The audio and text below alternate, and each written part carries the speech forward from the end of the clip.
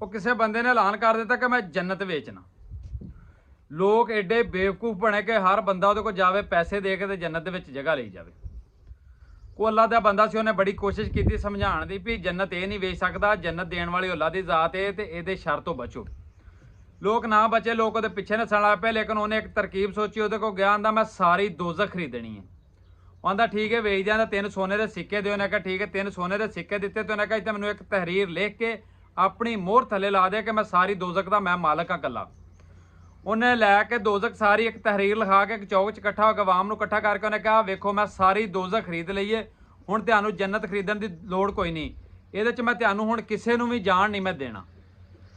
इस तरह साडी हुकूमत जदों भी कोई आउंदी नवें तो नवां धोखा, नवें तो नवां फ्राड सोच के आउंदी ज़हन दे विच, वो साडी आवाम नूं देंदी है।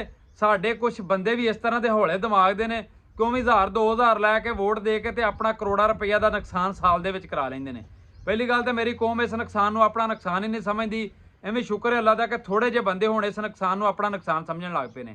साडे नाल तो इस तरह ही बने ना, कोई बंदा न्यू खान की बस से चढ़िया, पिछे 7 वाली सीट पर बैठा जी, तो वेख्या पिछों एक अखबार वाले ने होका दिता, उधरों बस टुरदी सी पई, तो उन्होंने आवाज़ दी, उन्होंने मैनू एक अखबार दे, उन्होंने 10 रुपये दे के तो कोई अखबार लै लिया। जो अखबार लिया ना तो लैके बड़ा हसिया।